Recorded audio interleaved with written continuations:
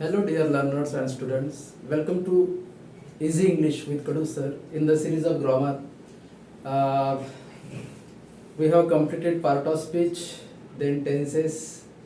Fourth part we have studied, and kinds of sentences. These are the very prominent and very essential for English grammar. At the same time, English speaking. So today's topic is very essential, very important. That is the helping verbs.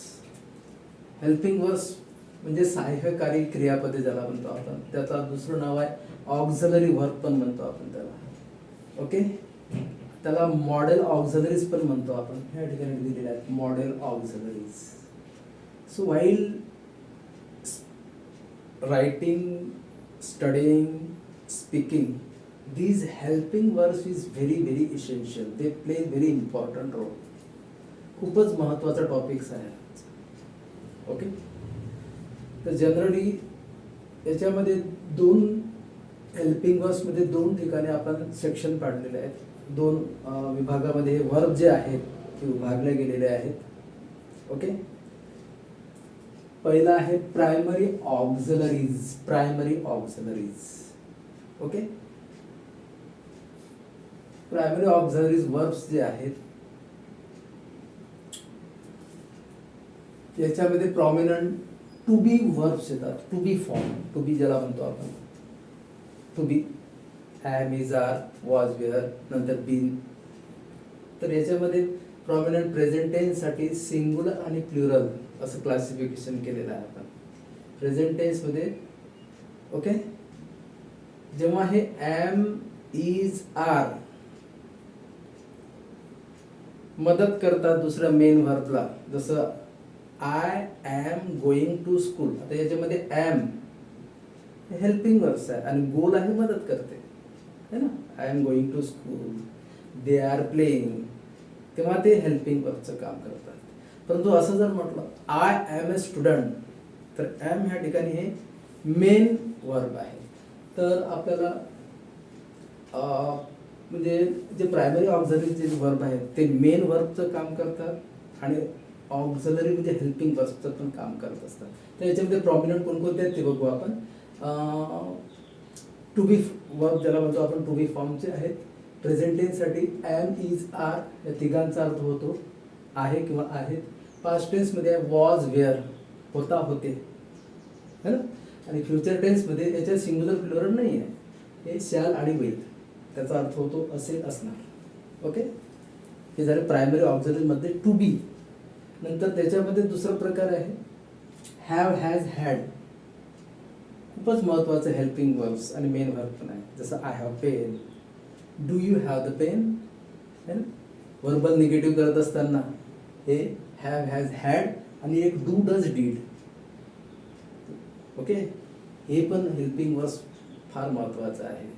Negative किंवा verbal करत असताना simple present टेन्सचे, जसं I study, I do not study, do I study, does she study. Okay, I studied, I did not study, ते did वापरला. तर आपण मराठीत अर्थ समजून स्पेसिफिक घेण्यासाठी या ठिकाणी आपण क्लासिफिकेशन केलेलं आहे की प्रायमरी ऑक्झिलरीजमध्ये कोणकोणत्या टू बी वर्ब्स आहेत. Am, is, are, was, were, shall, will. नंतर आहे हॅव, हॅज, हॅड. हॅव, हॅजचा अर्थ होतो ला किंवा जवळ असणे है ना.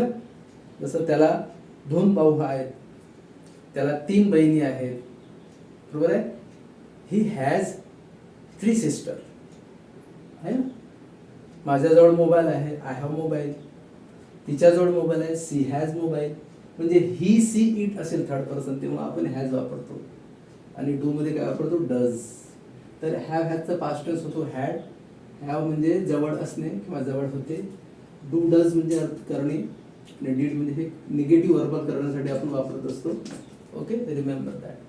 So this is all about the primary auxiliaries. याच्यामध्ये टू बी, नंतर हॅव, हॅज, हॅड आणि नंतर आहे डू, डज, डीड. नंतर आहे मॉडेल ऑक्झिलरीज ज्याला म्हणतो आपण. मॉडेल ऑक्झिलरीज, दिस आर ऑल्सो व्हेरी इम्पॉर्टंट. दिस वर्ब फॉर्म ऑल्सो हे पण मदत करत असतात. हेल्पिंग्स त्याला म्हणतो आपण. जसं कॅन, कुड. कॅन म्हणजे करू शकणे, कुड म्हणजे करू शकला. ओके. मे म्हणजे कदाचित परवानगी मागणे, माईट म्हणजे कदाचित परवानगी मागितली. जसं आपण म्हणतो may I come in sir. Must म्हणजे obligation, you must study, you must read, you must attend the class, like that obligation.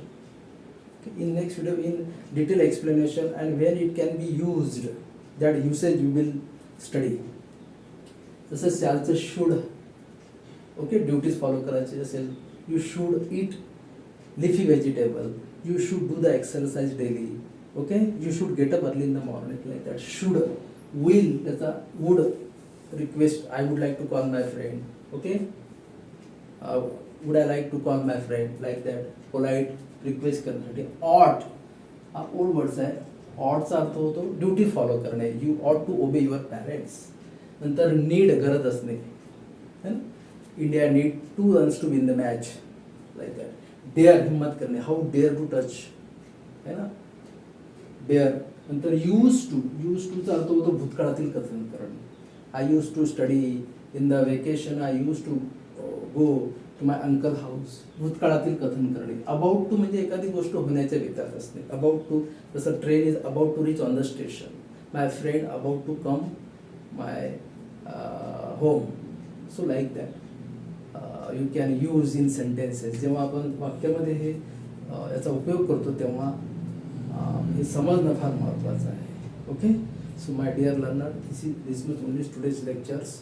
You like, share and subscribe regarding this helping verbs. In the next video you will take it usage, how it can be used and wherever it can be used. So this is all about today's lecture. Thank you so much.